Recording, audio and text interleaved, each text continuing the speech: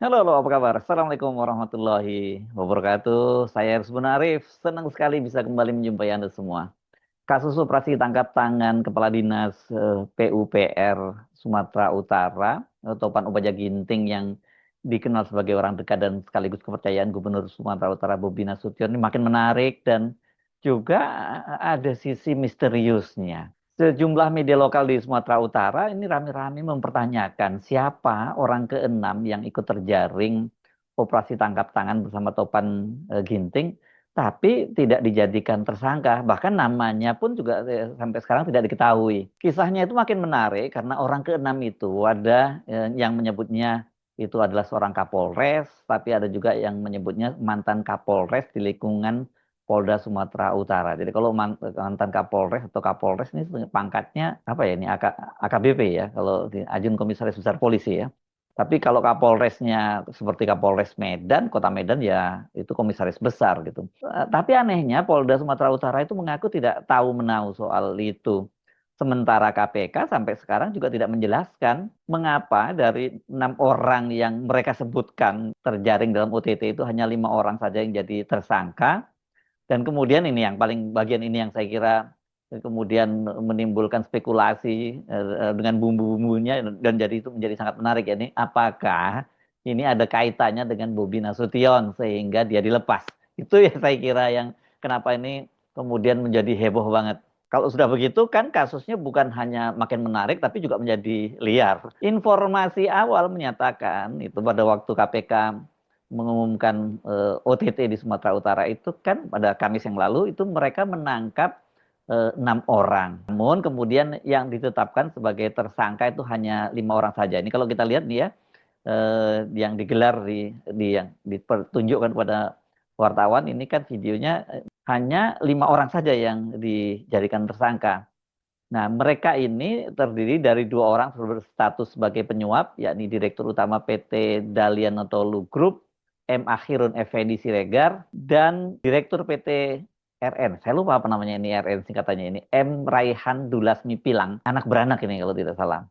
Sementara 3 orang lainnya, yakni Kepala Dinas PUPR Sumatera Utara, Topan Ubaja Putra Ginting, kemudian Kepala Unit Pelaksana Teknis Daerah UPTD Gunung Tua Dinas PUPR Sumatera Utara yang juga menjadi penanggung proyek dan kemudian ini bernama Rasuli Effendi Siregar, kemudian PPK di Satker PJN Wilayah 1 Sumut Helianto, ini sebagai mereka ini tiga-tiganya sebagai penerima suap. Nah, kalau gitu orang yang 6 itu apa, siapa, dan apa perannya sampai saat ini. Nah, ini pernyataan juru bicara KPK sebelumnya ya. KPK telah mengamankan 6 orang dan malam ini sedang dibawa ke Gedung Merah Putih KPK untuk dilakukan pemeriksaan lebih lanjut. Itu kata juru bicara KPK Budi Prasetyo pada hari Jumat yang lalu ya. Penangkapannya pada hari Kamis tanggal 26 ya. Oh, ini bulannya bulan Juni, bukan Juli ya. Juli baru sekarang ini ya. Nah, soal ini mendapat sorotan ini. Ada kader PDIP, aktivis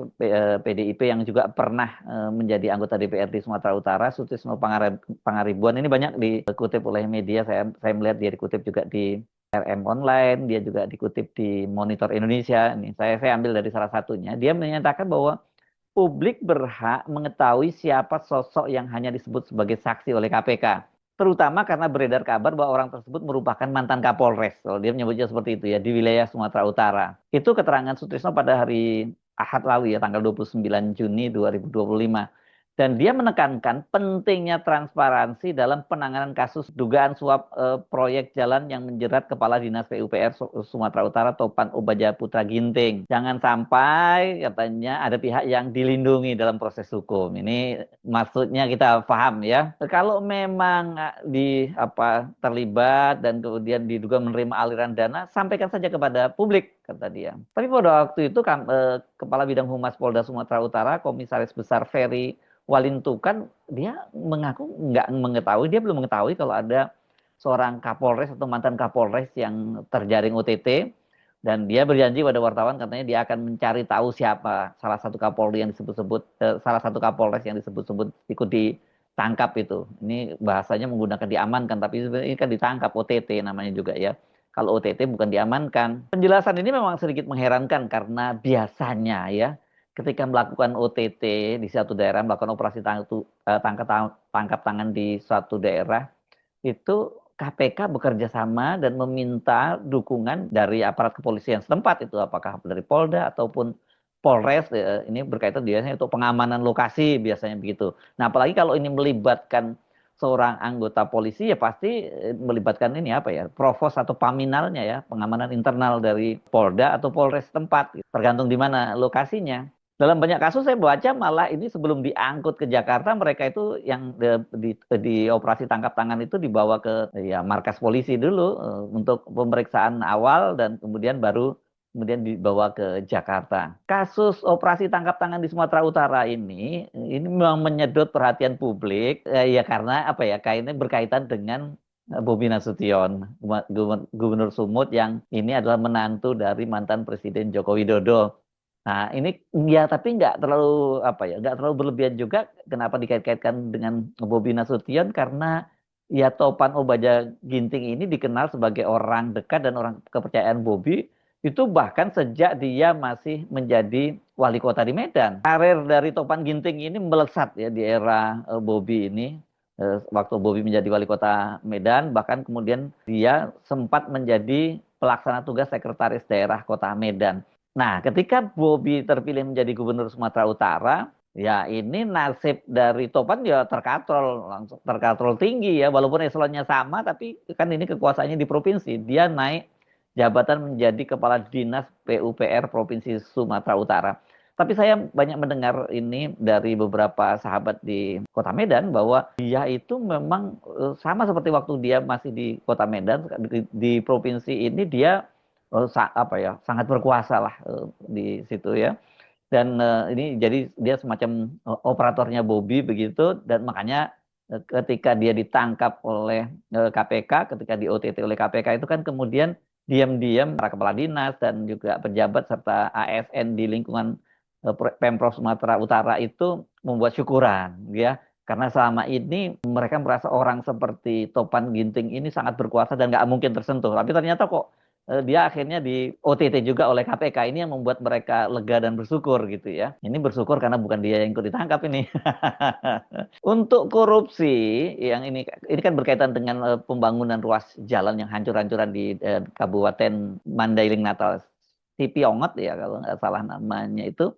Ini ya menjadi sangat menarik ya, karena tadi itu, karena satu Topan orang dekatnya Bobi, dan ada kasus juga ini berkaitan dengan pelaku suapnya tuh ya, Akhirun Effendi tadi, yang penyuapnya ini, yang pemilik Dalian Natolu Group ini, yang meskipun ini prosesnya lelang melalui elektronik ya, e-katalog gitu ya, tapi ini rupanya udah diatur lebih lebih dulu. Pokoknya udah dipastikan yang dia ikut mengajukan penawaran dan dia yang dipastikan menang. Dan ini bahkan Akhirun itu sudah ikut ketika Bobi Nasution untuk melakukan peninjauan. Alasannya Bobi Nasution kenapa dia melakukan peninjauan, karena ini biayanya sangat besar, jadi dia ingin memastikan apakah betul kebutuhan semacam itu. Dan rupanya di situ akhirnya sudah ikut dalam rombongan, dan ini kan jalannya seperti jalanan off-road gitu, dan ketika mobil Bobi itu terprosok di sana, bahkan sempat terguling gitu. Yang menarik mobil Bobi itu dari terprosok itu adalah mobilnya Akhirun. Hanya agak heran kalau Bobi mengaku bahwa dia tidak tahu dan tidak kenal dengan Akhirun ini. Rasanya nggak mungkin kan, seperti saya sebut, ini kan pasti tampilannya dan mobil yang dipakai beda banget dengan rombongan para pegawainya itu yang ikut. Ini kan kepala dinas PUPR, kemudian tadi itu untuk satker urusan jalan itu, dan biasanya juga PUPR di daerahnya ya, kabupaten setempat begitu ya. Desakan publik agar Bobi diperiksa ini memang mengalir deras. Ini bukan hanya dari Sumatera Utara, tapi di Jakarta juga ramai banget, banyak sekali yang mendesak agar ya Bobi juga diperiksa. Kalau pengalaman dari KPK misalnya yang dikatakan oleh mantan wakil ketua KPK Saud Situmorang ya, dalam kasus kasus korupsi seperti ini yang kemudian berhasil di OTK, ada kepala-kepala dinas itu, mereka itu nggak mungkin itu berani bermain sendirian tanpa ada ya semacam perintah gitu dari atasannya. Kalau untuk level di kota Madya ya itu wali kotanya, kalau di kabupaten itu adalah bupatinya. Nah, terus ke atas kalau di provinsi ya gubernurnya gitu. Hal yang sama juga disampaikan oleh Sutrisno Pangaribuan. Dia menegaskan nggak mungkin Topan itu bermain sendirian tanpa ada restu dari atasannya. Soal Bobi yang akan diperiksa ini kan sesungguhnya juga sudah disampaikan oleh Deputi Penindakan KPK Asep Guntur Rahayu ketika dia menggelar jumpa pers gitu yang dia mengaku akan menelusuri kemungkinan aliran dana ke Bobi Nasution. Dan mereka itu katanya juga sudah bekerja sama dengan PPATK ya ini tapi kalau PPATK ini kan yang mengalir dari ini ya apa lewat perbankan, tapi kalau di bawah meja nggak mungkin nggak bisa dong PPATK menelusurinya kecuali kemudian dibawa ke meja dan kemudian dimasukkan kembali ke sistem perbankan, bisa di store ke bank. Ini dengan jumlah yang sangat besar ini ya alarm dari PPATK itu langsung nyala begitu ya. Jika memang menemukan aliran, kata ini ada alirannya itu kata Asep Guntur Rahayu itu ya Bobi akan dipanggil.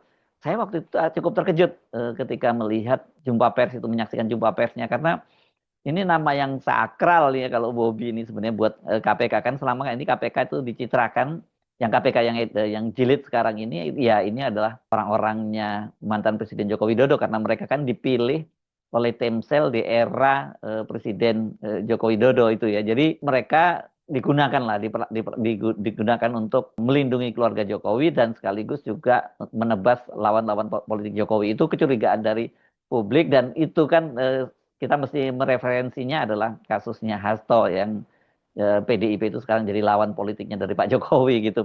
Tapi belakangan ini kan KPK sebenarnya sudah mulai berubah ya. Sebelum ngomongin berubah, saya mesti nyinggung juga bahwa Bobi sendiri juga mengaku siap dan akan kooperatif bila dipanggil KPK gitu ya. Hanya sayangnya kasus ini kan KPK lebih memilih cepat untuk melakukan OTT ya sebelum duitnya semua itu sebelum proyek ini juga berjalan. Ini kan baru duit setelah diputuskan dia yang akan menang, kemudian dia udah langsung mengeluarkan duit duluan ini. Dalian atau Luni Akhirun Effendi itu ya. Jadi alasannya KPK pada waktu itu kenapa dia tidak menunggu proyek itu berjalan, dia nanti dia khawatir itu merugikan masyarakat kan gitu. Kalau sudah berjalan dan dipotong-potong karena cukup gede. Dari nilai proyek 215 miliar itu komitmennya untuk cashback-nya untuk para pejabat itu sampai mencapai 20%. Jadi berapa? 40-an miliar lebih gitu ya. Kalau 40 miliar lebih kan ini banyak sekali akan mengalir kemana-mana gitu dan siapa ya saja yang mengalir karena proyeknya sudah selesai. Kalau ini kan baru semacam persekot saja ya duit yang mereka dari kas mereka sendiri gitu. Dan pada waktu itu disebutkan bahwa ada penarikan dana dari bank. Berapa? 2 miliar dari bank. Terus kemudian ini ada kesepakatan bahwa Topan Ubaja Ginting akan mendapatkan cashback gitu, atau suap sebesar 8 miliar kalau proyeknya berjalan mulus gitu. Ya jadi ketika ini yang ditangkap saya kira ini belum terlalu banyak duitnya ya. Tapi kalau sampai 46 miliar kemana-mana, nah ini yang pasti gampang menrasirnya siapa saja gitu ya. Sejauh ini sih masih banyak yang meragukan lah Bobi akan diperiksa ya. Makanya ketika ada kabar satu orang yang ikut di OTT tapi kemudian dilepas dan identitasnya sampai sekarang nggak dijelaskan, ini ya kemudian banyak yang curiga apakah ini ada kaitannya dengan Bobi sehingga ini mata rantainya itu diputus gitu.